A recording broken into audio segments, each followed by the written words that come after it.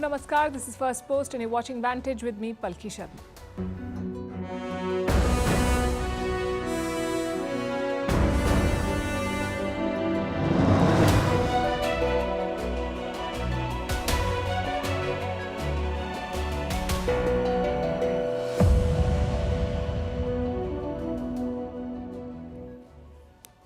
We start with the world of business. There's been a meltdown on Wall Street. They lost $1 trillion in a day, the worst day in 2 years, thanks to the much-hyped AI stocks, artificial intelligence. Investors fear it's a bubble, and this is making tech giants bleed. We'll tell you what all of this means. Also in the US, Joe Biden has made his first speech after pulling out of the presidential race, and it's triggered conspiracy theories on him looking orange and AI-generated. Meanwhile, Netanyahu addressed the US Congress and proposed a NATO-style alliance against Iran. Another provocation from China and Russia. Their nuclear bombers were intercepted by the US near Alaska. Why a Pakistani family was thrashed by police at the Manchester airport. How the US is behaving like a toxic gaslighting boyfriend with India. Why Bangladesh is upset with West Bengal Chief Minister Mamata Banerjee. Can states wade into India's foreign policy? What kind of chaos would ensue? Why Paris is social cleansing ahead of the Olympics, evicting the poor and the homeless from the city. How Iran is building a border wall along Afghanistan and why it may not help. And what is competitive eating? Is it a sport? Why is it dangerous and popular? We'll discuss all of this and more. The headlines first. Kenyan police clash with protesters in the capital, Nairobi. They fired tear gas to disperse the demonstrators. The youth-led protests have been going on since mid-June. At least 50 people have been killed so far. The protesters want the president to step down. The foreign ministers of the Association of Southeast Asian Nations, or ASEAN, are meeting in Laos. The three-day event is being held amid tensions in Myanmar and the South China Sea. The foreign ministers of Russia and China meet on the sidelines of the summit. It comes a day after China held talks with Ukraine. In Myanmar, rebels claim control of the regional military command in the Shan state, but the junta disputes the claim. Since last month, the northern Shan state has seen frequent clashes between the junta and ethnic armed groups. Indian Prime Minister Narendra Modi to visit Ladakh on Friday. He will be there to commemorate the 25th anniversary of the Kargil War. Prime Minister Modi will pay a tribute at the Kargil War Memorial. Grand celebrations have been planned to mark India's victory over Pakistan in the 1999 war. And Meta deletes 63,000 Instagram sextortion accounts from Nigeria. The move comes just days after Nigeria slapped Meta with a fine of more than $200 million. The sextortion scams have triggered at least 20 suicides.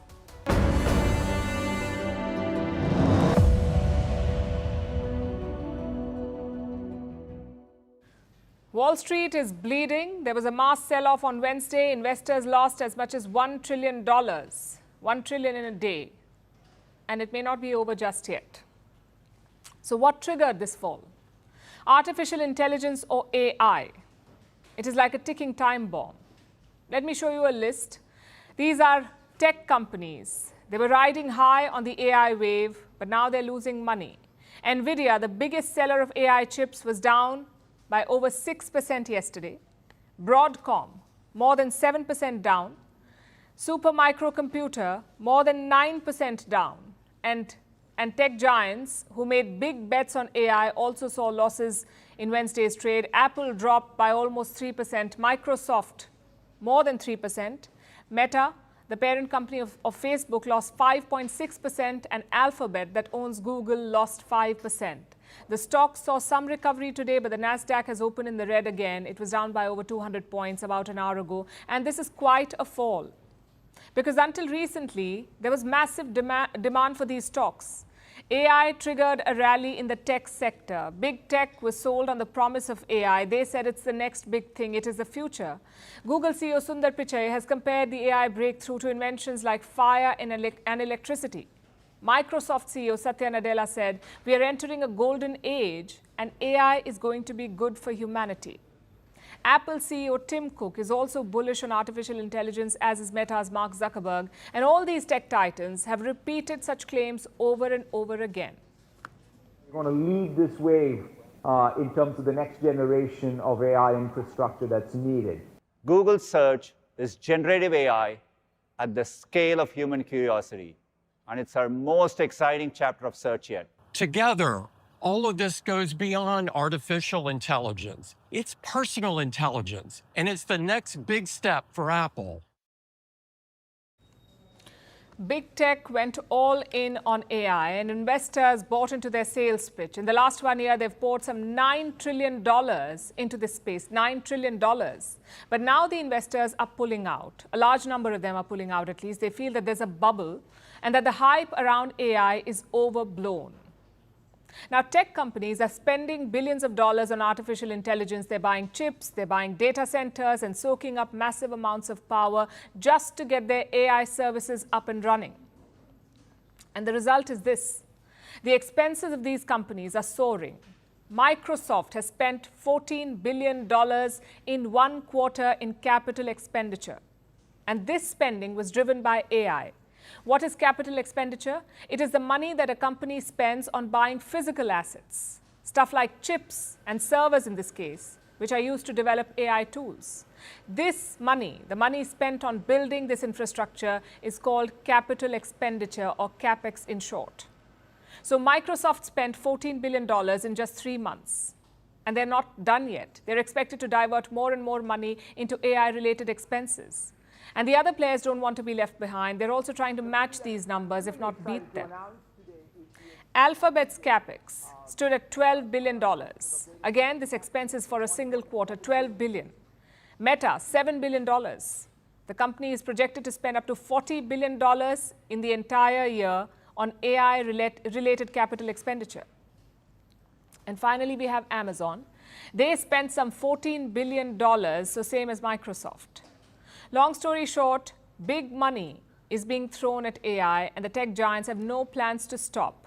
One estimate says that these companies will spend over $1 trillion on AI and related investments in the coming years, which is quite a significant sum. And it's prompting questions from investors. The most pressing question is this: what is the return on investment? Are tech giants making any money? What are they getting in return? And so far, the answer is that they're getting almost nothing. Here's an assessment from Barclays. It expects big tech to spend some $60 billion every year on developing AI models, $60 billion every year till 2026. And what will be the return on this investment? Just $20 billion a year. That is the projection, which means a $40 billion loss. It may or may not pay off in the long term, but as of today, it is becoming a less attractive proposition. Take the case of OpenAI, the makers of ChatGPT, arguably the most popular AI product out there. ChatGPT was launched in November 2022, so almost 2 years back. OpenAI offers 2 versions of ChatGPT. One is completely free to use, and for the other, there's a subscription fee. Now, reports say that ChatGPT has more than 100 million active users, 100 million active users, so OpenAI should be minting millions by now. But that's not the case. OpenAI is in fact bleeding cash. It could lose as much as $5 billion this year. The company could run out of money in just 12 months. And this sums up the problem with artificial intelligence today. It requires billions of dollars in investment, but tech giants have not quite figured out how to make money off it. They don't have a viable business model. And big banks and investors are now calling out the tech giants on this. Consider this quote. It is from Jim Coelho. He's the head of global equity research at Goldman Sachs. Listen to what he says about the AI boom. And I'm quoting, AI bulls seem to just trust that use cases will proliferate as the technology evolves. But 18 months after the introduction of generative AI to the world, not one truly transformative, let alone cost-effective application has been found. I have another assessment. This is from Sequoia, the venture capital company. They made early bets on companies like Apple, YouTube, and Instagram. Here is Sequoia's assessment on AI. Outside of ChatGPT, how many AI products are consumers really using today? Consider how much value you get from Netflix for $15.49 per month or Spotify for $11.99. Long term, AI companies will need to deliver significant value for consumers to continue opening their wallets. Now, all these assessments suggest one thing. There is an AI bubble. There is no doubt that this technology is revolutionary, but we are still miles away from unlocking its true potential. It is going to take time and a lot of investment to get there. Until then, the promise of AI remains just that, a promise with no ETA.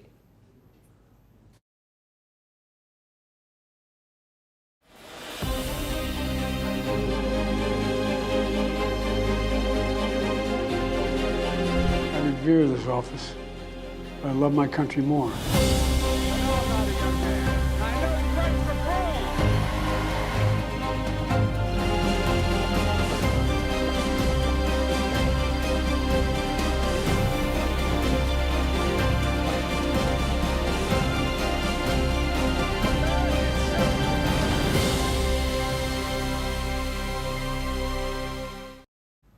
Joe Biden has broken his silence. He quit the presidential race 4 days ago, but after that, nothing. No statement, no reaction, not even an appearance. Many far-right Republicans claim that Biden was dead or in hospital. But on Wednesday, he put those theories to rest. Joe Biden made a speech from the Oval Office. He explained his decision to quit the electoral race. I revere this office, but I love my country more. It's been the honor of my life to serve as your president. But in the defense of democracy, which is at stake, I think it's more important than any title. I believe my record as president, my leadership in the world, my vision for America's future, all merited a second term. But nothing can come in the way of saving our democracy. That includes personal ambition. So I've decided the best way forward is to pass the torch to a new generation. Democrats are going gaga. They can't stop raving about Biden's speech. They say he's protecting democracy. A bit strange, though. It took a debate disaster, a donor rebellion, and a party revolt for Biden to save democracy. Sounds like a reluctant savior to me. Nonetheless, he has done it. But a lot of questions still remain about Biden's future. He still has 6 months left in office. What would he do with it? Would he be a lame duck president, or would he try to leave a lasting legacy? The president answered that question too. Listen in. Over the next 6 months, I'll be focused on doing my job as president. That means I'll continue to lower costs for hardworking families, grow our economy. And I'm going to call for Supreme Court reform because this is critical to our democracy. We'll keep rallying a coalition of proud nations to stop Putin from taking over Ukraine and doing more damage. And I'm going to keep working to end the war in Gaza, bring home all the hostages, and bring peace and security to the Middle East and end this war. Again, strange. Biden took charge in 2021. He had 3 years in office to do all these things, yet he did not. So what's the point of talking about it now? Possibly legacy. Biden's rivals are shaping the narrative about him. They're calling him a quitter, someone ousted by his own party, someone who's unfit for office, which is why Joe Biden has unveiled this grand exit agenda. The question is, will it work? Well, his rivals are not convinced. Far-right Republicans are pushing conspiracy theories. Let me show you a couple of them. One claims that Biden was looking orange during his speech. It says the background was a green screen. And of course, someone had to blame artificial intelligence. This account claims the speech was AI generated. Another user said that Biden had a stroke, which is why his speech was slurry. Now, needless to say, this is all fake. Human beings are not orange. It's probably the lighting or tan, maybe even your television's contrast setting. As for the slurring, why is that even a surprise? The slurring is why Biden pulled out of the race, because he's too old and unfit. But tell that to conspiracy theorists on X. Their posts are gaining traction on the platform. On Sunday, X had 29,000 posts on Biden's medical condition. 29,000 on Sunday. By Monday, there were 120,000. And by Tuesday, 176,000 posts. Some of these posts had millions of views. And it's not just fringe Trump fans. Even Republican lawmakers are pushing this. So what's the solution? Ideally, the platform should take responsibility. They would have workers weed out the fake theories. But remember, we're talking about X. Elon Musk has fired 50% of the company's staff, so fact-checking is not what it used to be. The European Union had flagged this issue. They said X had more disinformation than any other social media platform. So why isn't Elon Musk doing something? Well, he's endorsed Donald Trump for president, so the real question is, why would he? After all, these theories help his candidate. Speaking of which, what is Donald Trump up to? On Wednesday, he held a rally in North Carolina, his first since Joe Biden's exit. As expected, he spent a lot of time attacking Kamala Harris. And as expected, he made it personal. If Kamala Harris gets in, she would be the most radical far-left extremist ever to occupy the White House times 10. There's never been a lunatic like this in the White House, and we've had some bad ones. So now we have a new victim to defeat, Lion Kamala Harris, Lion, L-Y-I-N apostrophe. The most incompetent and far-left vice president in American history. But this November, the American people are going to tell her, no thanks, Kamala, you've done a terrible job. Kamala, you're fired. Get out of here. You're fired. You can make out the strategy here. Personal insults are just one part of Trump's attack. He's also focusing on Harris's track record. She was in charge of the Mexico border. She was supposed to control immigration, but the opposite happened. Illegal immigration increased during Joe Biden's term. It's a key issue for U.S. voters, which is why Donald Trump is hammering on it. But let's be honest here. All of us know how this will play out. Harris will keep calling Trump a convicted felon, and Trump will hit back with insults, and the so-called policy issues will be forgotten. This is the level of discourse in American democracy: insults, conspiracy theories, and blatant lies. I wonder what the Democracy Index will say about this. Which brings us to Benjamin Netanyahu. He's finally got what he wanted: attention. Netanyahu's been in America for 2 days. He's had engagements, but finally he got to be the star of the show. Yesterday, the Israeli Prime Minister took the mic. He addressed the US Congress. It was a joint session. Netanyahu spoke for 56 minutes, but he had to pause for almost 50 rounds of applause. This is not his first time, though. He's addressed the US Congress in the past as well, 4 times in all. That's more than any other foreign leader. It's an achievement in itself. But what else did this speech achieve? We can think of 3 things. Number 1, Netanyahu defended his war in Gaza. Hamas attacked Israel on October 7th. Israel retaliated, but now it's been 10 months. The death toll is mounting. The world is calling for peace, and Israelis are asking Netanyahu to stop. So, of course, that's the first thing that he talked about. The day after we defeat Hamas, a new Gaza could emerge. My vision for that day is of a demilitarized and de-radicalized Gaza. Israel does not seek to resettle Gaza, but for the foreseeable future, we must retain overriding security control there to prevent the resurgence of terror, to ensure that Gaza never again poses a threat to Israel. Takeaway number 2, there were a lot of mentions of Joe Biden. Netanyahu thanked him profusely. He even praised his visit to Israel, but he did not forget Donald Trump. After all, it's an election year in America, and Netanyahu is keeping his options open. I thank President Biden for his heartfelt support for Israel after the savage attack on October 7th. He rightly called Hamas sheer evil. He dispatched 2 aircraft carriers to the Middle East to deter a wider war. And he came to Israel to stand with us during our darkest hour, a visit that will never be forgotten. I also want to thank President Trump for all the things he did for Israel, from recognizing Israel's sovereignty over the Golan Heights, to confronting Iran's aggression, to recognizing Jerusalem as our capital and moving the American embassy there.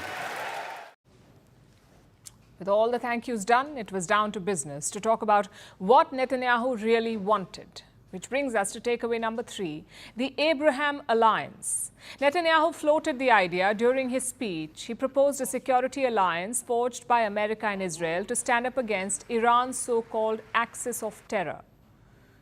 And they won't be alone. They'll be joined by the Arab states, almost like a West Asian NATO. At least that's the proposal. And that's all that it is at this point, a proposal. Netanyahu believes that it's the natural extension of the Abraham Accords.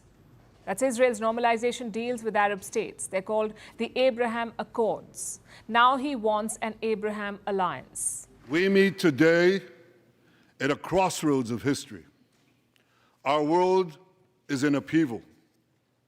In the Middle East, Iran's axis of terror confronts America, Israel, and our Arab friends. This is not a clash of civilizations. It's a clash between barbarism and civilization. But as he talked about uniting West Asia, his speech was dividing America, especially the US Congress. The House may look packed, but half of all Congress Democrats were missing. They were boycotting the speech, and the list included top Democrat Nancy Pelosi, although some critics of the Israeli leader did show up, like Rashida Tlaib, the only Palestinian-American lawmaker. Throughout his speech, he was holding up a sign. It said war criminal on one side and guilty of genocide on the other.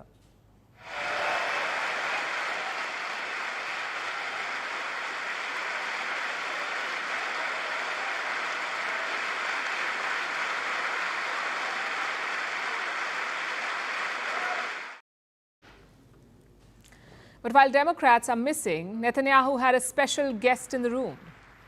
It was Elon Musk. The Tesla CEO came for the address. He sat with a private box, along with Netanyahu's wife and Israeli leaders. Meanwhile, thousands gathered outside the Capitol building. They protested against the Israeli Prime Minister. One protester even spray-painted a Hamas support message on a monument. Soon the situation got out of hand. The security asked them to step back. The protesters did not listen, so police officers used pepper spray. Netanyahu is no stranger to such protests, though. They've been following him ever since he landed in America, but he did have a message for them this time. Well, I have a message for these protesters. When the tyrants of Tehran, who hang gays from cranes and murder women for not covering their hair, are praising, promoting, and funding you, you have officially become Iran's useful idiots. So Netanyahu outlined his plan, wooed lawmakers, enraged protesters, and left America in doubt, which sounds like a job well done. But here's something that he missed out on. A ceasefire. There was no mention of a peace deal in his speech. No mention of when the war will end. No mention of when the hostages will return home. No mention of any of these things. He remained quiet on all these issues, which is strange because America is pushing hard for a peace deal. Biden wants to get it done. It's a message he will convey to Netanyahu personally. The two leaders will meet later today, after which US officials are likely to fly to West Asia. This includes CIA Director William Burns and Biden's top Middle East advisor, Brett McGurk. They will meet Qatari and Egyptian mediators. Earlier this month, peace talks were making progress, but Israel's strikes in Gaza derailed them. So this time, America will hope to bridge the gap. Of course, none of it will work unless the Israeli Prime Minister is on board. Does he even want a peace deal? You cannot count on it.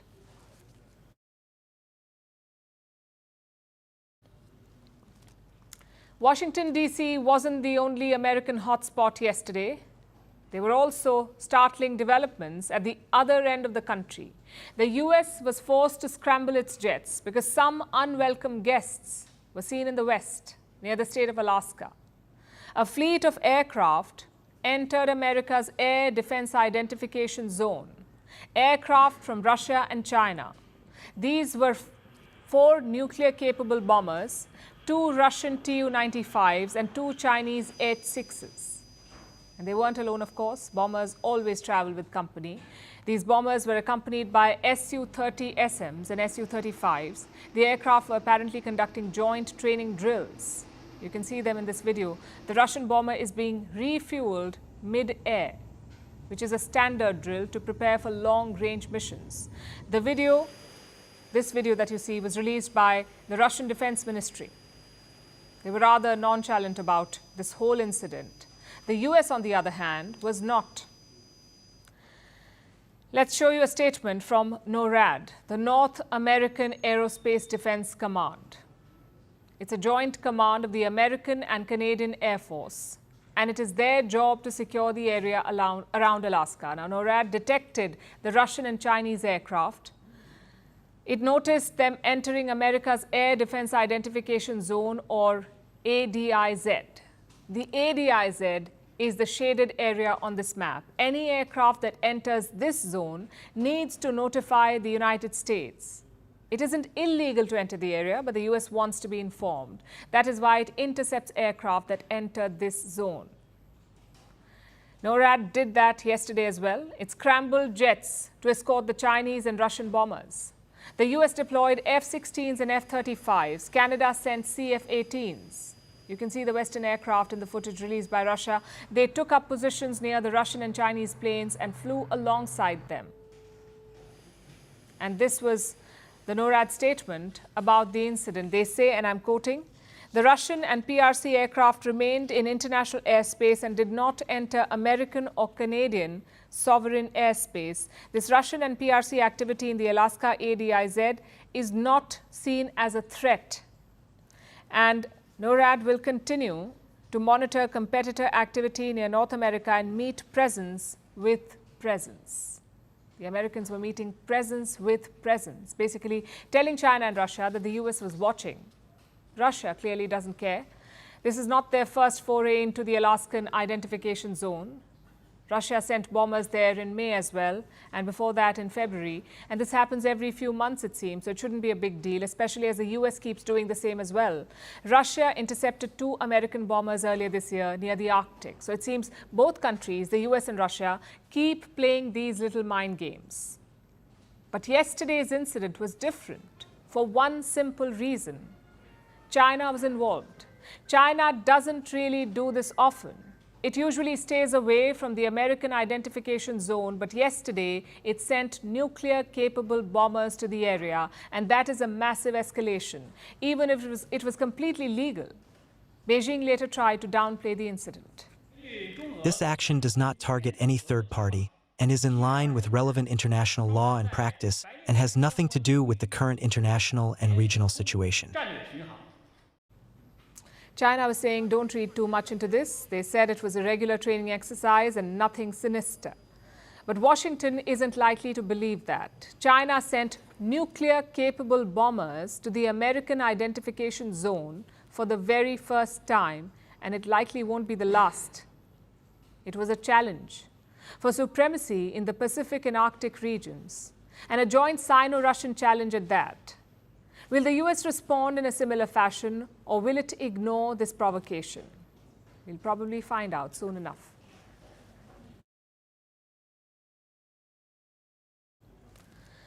To the United Kingdom now, where a video from the Manchester airport is going viral. It shows police officers beating up 2 men. They're seen kicking their heads and pinning them down to the floor. The incident has since triggered a lot of outrage. These men were British Pakistanis, and the police have been accused of racism. But what led to this incident in the first place? Is this police brutality, is it justified? Our next report tells you. It's a video that's doing the rounds on the internet. In the first few seconds, you see a police officer. He's holding a taser over a man. You can see the man lying on the ground. Next to this man is a woman in a hijab. She's pleading with the officers to stop, but it gets worse. The officer goes ahead to kick the man's head. He again stomps his head with his boot, finally using his knee to pin him down. The officer then moves to another man. He tells him to kneel. The man is seen obeying, but the officer kicks him in the stomach. He then pins him down too. Move back, move back, move back.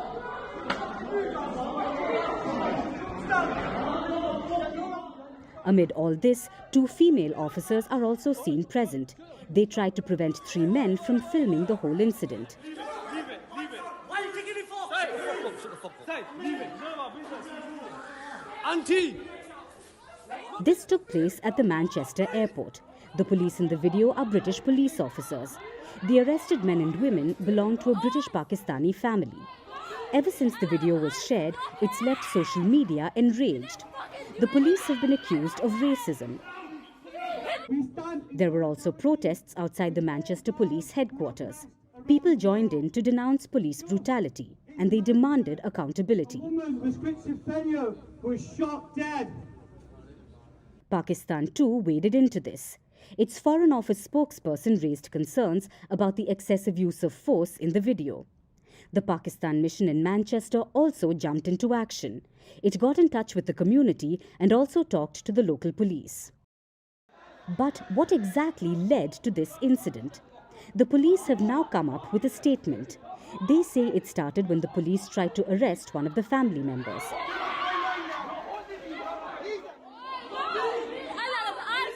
That led to a clash. 3 officers were assaulted. One police officer ended up breaking her nose. This triggered the incident that has now gone viral.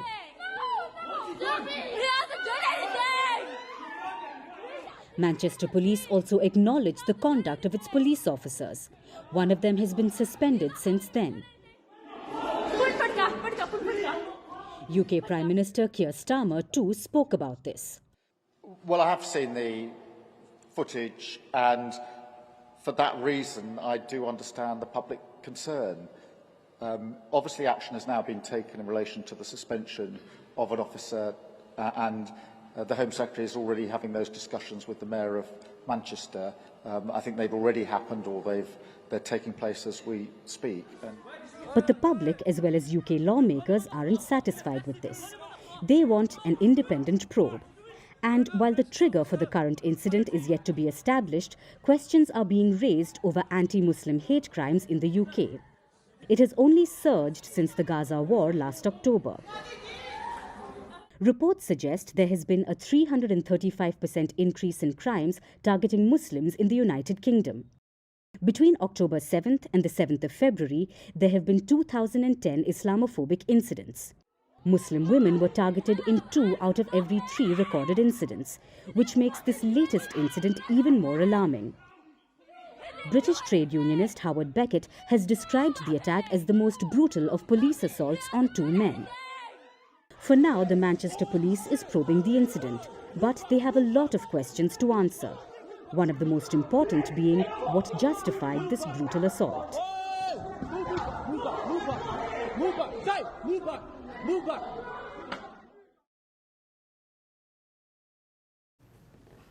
Have you heard of gaslighting? It's basically psychological manipulation. You trick someone into questioning their own sanity, their own morals and decisions. Toxic boyfriends do it all the time, and so does the United States of America. Don't believe me? Listen to this US diplomat talking about India. Mr. Chairman, I could not agree with you more about our disappointment about the symbolism and the timing of Prime Minister Modi's trip to Moscow. We are having those tough conversations with our Indian friends. Classic strategy. I'm not angry about what you did. I'm just disappointed.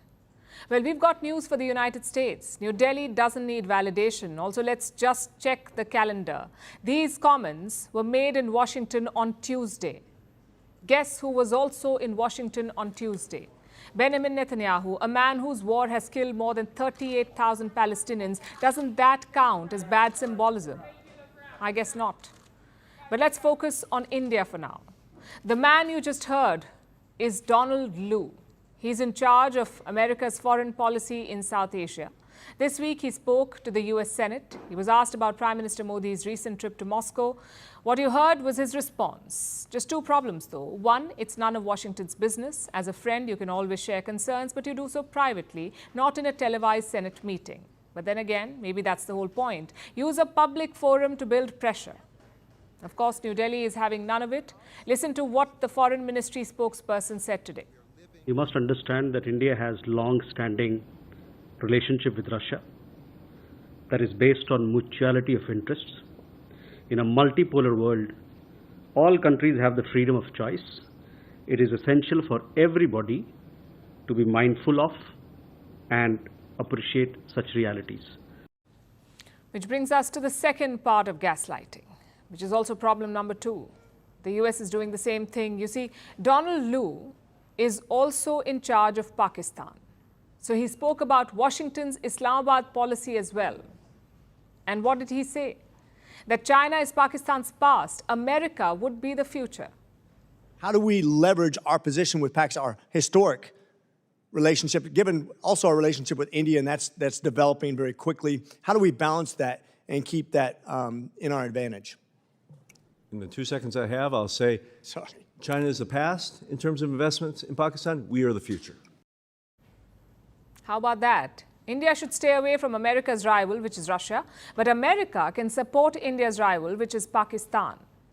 What sort of double standard is this? Just think about it. Russia and the US are not at war. They don't have border disputes. All they have is a proxy conflict. Very different from India and Pakistan.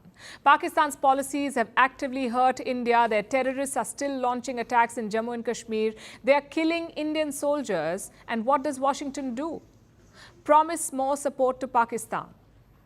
Let's take a closer look at the track record. Prime Minister Modi did not sign defense deals in Moscow. Unlike China, India is not arming Russia, nor is it sending dual-use equipment. But yes, we are buying cheap Russian energy for our people.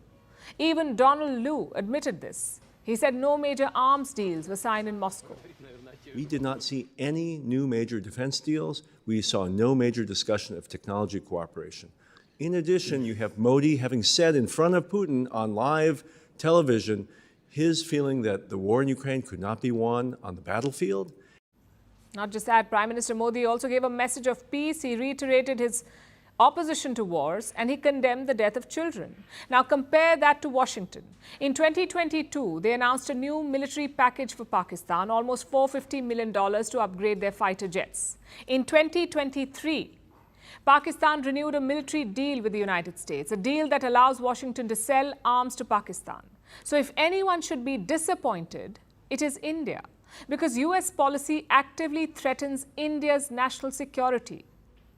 Which raises the question, what should we learn from this episode? Mainly two things. One, Washington never learns. They've tried to lecture India before, and each time India has hit back, yet the Americans keep coming back for seconds. Maybe it's their default mode. Or maybe it's a superpower complex. The belief that you are the center of the world, that everyone must live by your rules. And point number two, it shows there is work to be done on this relationship because let's face it, India and the US need each other, whether it's for economic development or to safeguard supply chains or to take on China or to fight climate change. This is an era-defining friendship, but it's not a stable one yet. We've come a long way since the trust deficit of the Cold War, but much more needs to be done because such comments will gradually build up resentment and friction. How long before that spills over and spoils cooperation? Let's hope we never find out. Staying with India's foreign policy, let me ask a more fundamental question. Who sets India's foreign policy? Easy answer, the central government in New Delhi. But what if state governments also jump in? And more importantly, can they? There's a debate on this issue right now, thanks to West Bengal Chief Minister Mamata Banerjee. What did she do?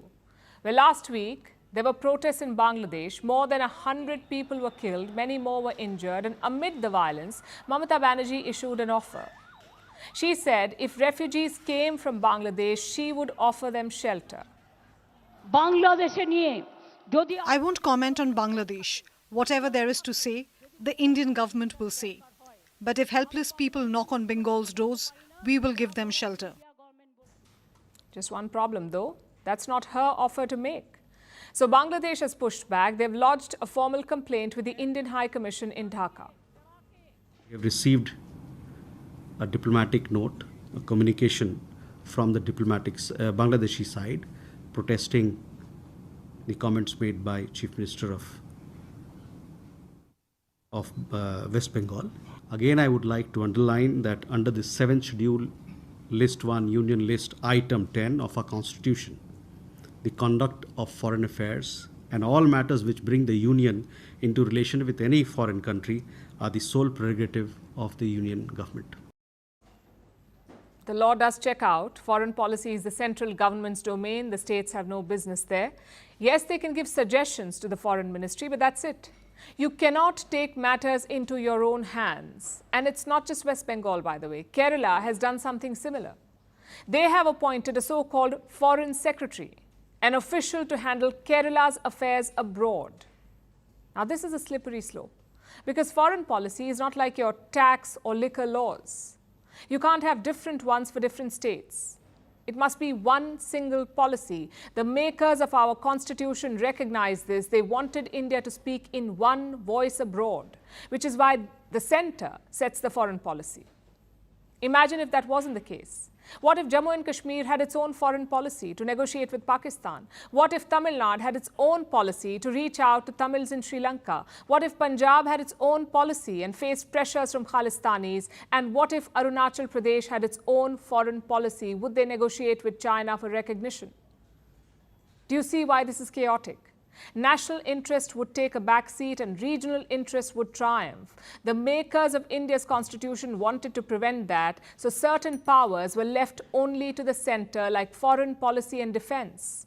If you dilute that, you set a dangerous precedent. Also, what happens if the policies contradict each other? West Bengal may want to welcome refugees, but Assam certainly doesn't. So will they raise armies to fight it out? Such moves weaken the foundation of India's federalism, its vertical division of power. The question is, what can be done about it?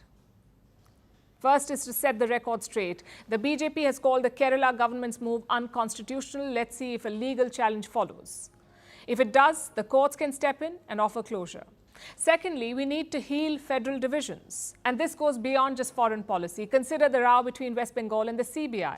The CBI is the Central Bureau of Investigation. It is India's elite probe agency. But Mamata Banerjee says it's been weaponized.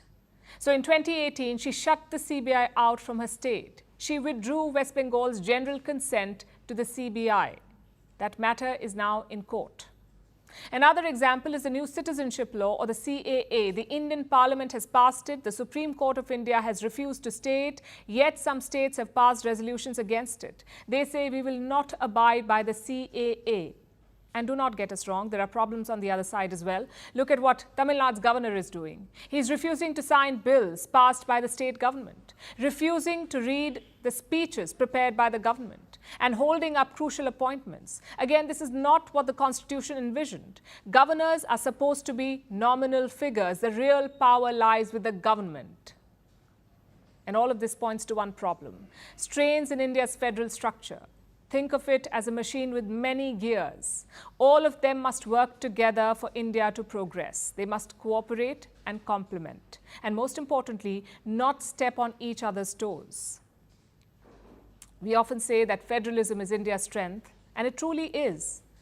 But our political parties better get their act together. If not, that strength may become a hurdle.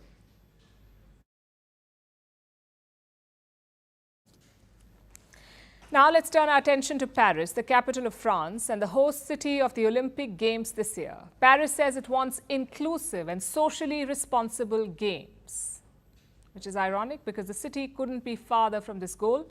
Authorities are social cleansing Paris. What does that mean? Social cleansing is removing members of society who are deemed undesirable, like the poor. And that's what Paris is doing, removing them, giving migrants and unhoused people a one-way ticket to the outskirts. This past year, about 13,000 people have been sent away in buses. What of their homes, their livelihoods, their families? It doesn't matter, it seems. After all, France is only following a well-known Olympic tradition. Here's a report. This is Paris, the capital of France, the city of love, the city of light. Call it what you want, but watch any rom-com or Netflix show, and this is the Paris you will see. Jaw-dropping views, good food, and locals trotting about in picture-perfect outfits. But, as they say, if something looks too good to be true, it probably is. Because this is also Paris. So is this. And this.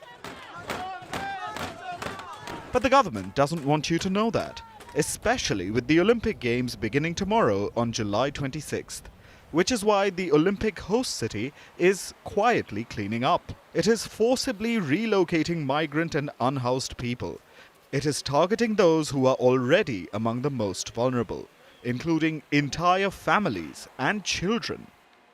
This is the very definition of social cleansing. There's clearly been a move away from the Paris region since the arrival of the Olympic Games. There is a social cleansing to prepare for the arrival of tourists and the Games. But Paris is determined. Within the past year, almost 13,000 marginal Parisians have been moved outside Paris, including sex workers, drug users, unhoused people, and migrants. I was taken to a small town and I agreed to stay. Some people before me said, there is no work. A small town where there's no work. And I'm looking for work. So I said thank you, but I'm sorry, I can't stay here. Being moved to other regions is not at all suited to the situation of migrants. They can't afford it because they'll lose their jobs that are very hard to get if you're a foreigner or refugee, and you've had a difficult life. People are being filled in buses and transported to temporary shelters that were set up on the outskirts of Paris. Authorities couldn't literally shove the poor under the rug. They are going for the metaphorical approach, giving them bus rides to a land far, far away. There is a cruel lack of accommodation in our country, that when Emmanuel Macron came to power in 2017, there were 143,000 people on the streets. Today, there are 330,000 rough sleepers, an increase of 130%, and we find ourselves today in France, the 7th largest economy in the world, with the least housing construction in our country since 2005. So we're also facing a major housing disaster. So this is a short-term fix for the housing as well as the migrant issue. But this is not shocking. In fact, it is an Olympic tradition. Before the Games begin, a majority of the host cities displace their unhoused and poor. Sometimes it happens quietly by building migrant shelters. Other times, people are simply kicked on the streets. We saw this in 2021, when the unhoused were told that they have no place in the Tokyo Olympics. And the time before that, in 2016, when Brazil carefully socially cleansed Rio. In fact, this tradition goes back decades. In 1996, when the Summer Olympics were held in Atlanta in the US, 9,000 unhoused people were jailed or given a one-way bus ticket. They were called eyesores. This is par for the course when it comes to the Olympics. So the next time French authorities repeat their promise of an inclusive and socially responsible Paris Olympics, know that the message comes with a disclaimer.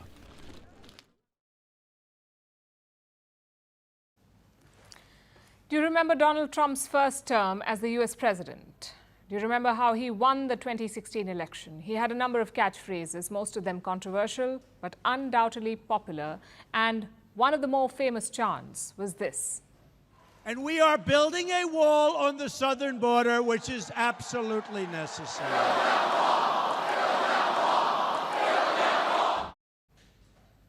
The crowd was chanting, "Build that wall." This was one of Trump's most iconic campaign promises. He said he would build a wall along America's border with Mexico to stop illegal immigrants from coming into the country. Trump also said that Mexico would pay for the wall. That was a bit over-optimistic. By the time Trump left office, a wall had not materialized. 4 years wasn't enough time to seal the US-Mexico border, and illegal migration continues there. Now, I'm bringing this up so that it serves as an example of what usually happens when a country decides to put up a border wall. Despite this precedent, another country is trying something similar, a country that is usually the polar opposite of the United States. I'm talking about Iran. Iran is building its own border wall along its border with Afghanistan. The countries share a long border, more than 900 kilometers long, and it is quite porous. People can cross over with relative ease. Now, Iran wants to stop this by building a wall. A few months ago, Tehran set aside some money for this, about $3.3 billion. And remember, this is Iran. It has been impoverished over the years because of Western sanctions. Despite the dire financial situation, it is going ahead with this border wall. Work has begun. The wall is 4 meters high and 1 meter thick.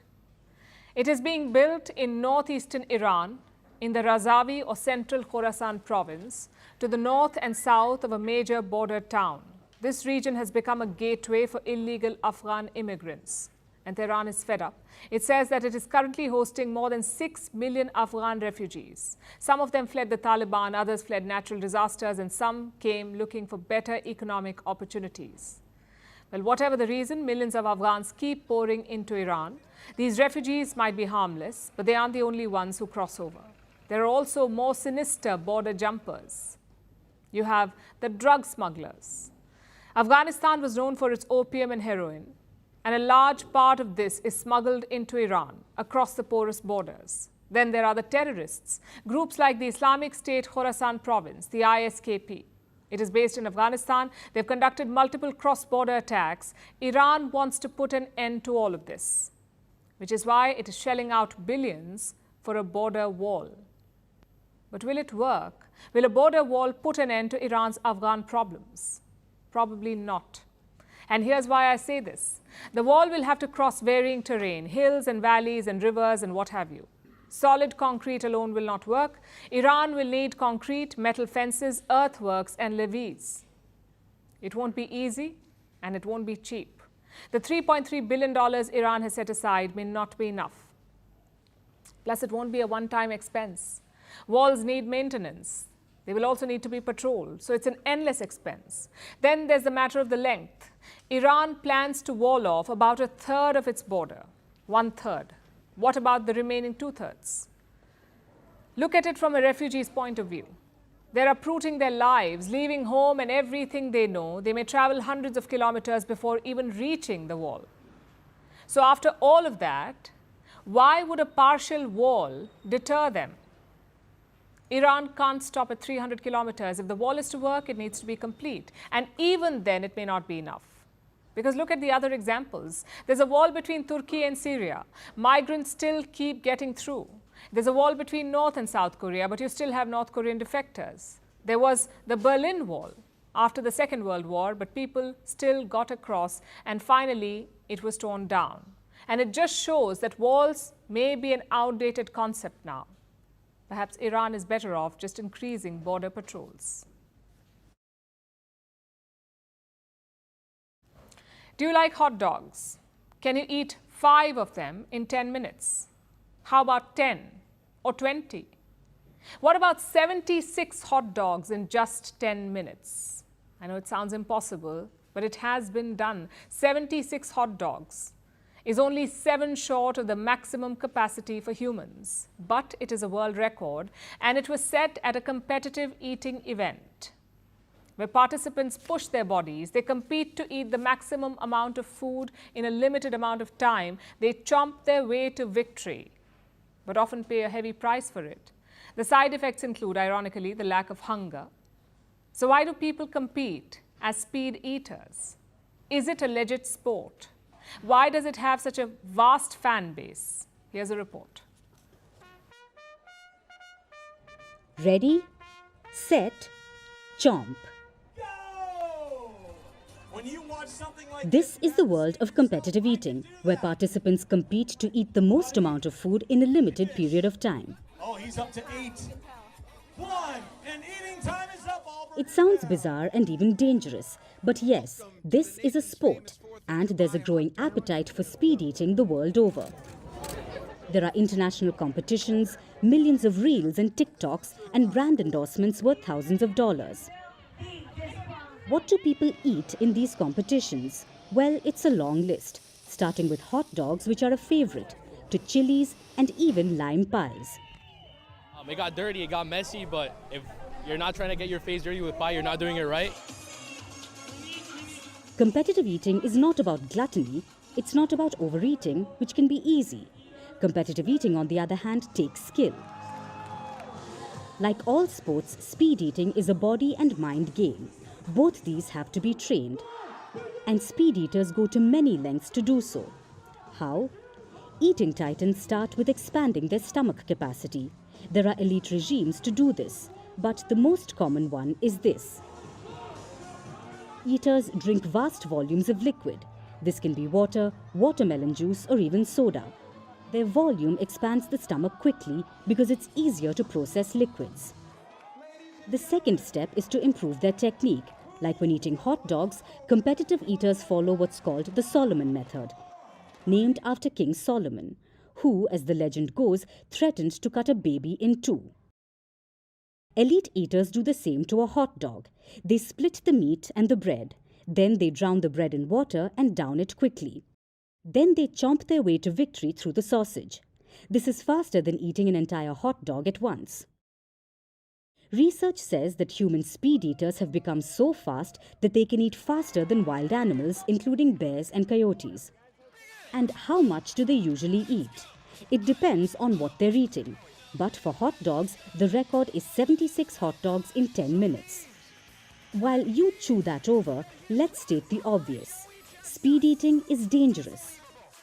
Over the past few years, it has become a glamorous sport with a serious fan following, but the competitors pay a heavy price for it.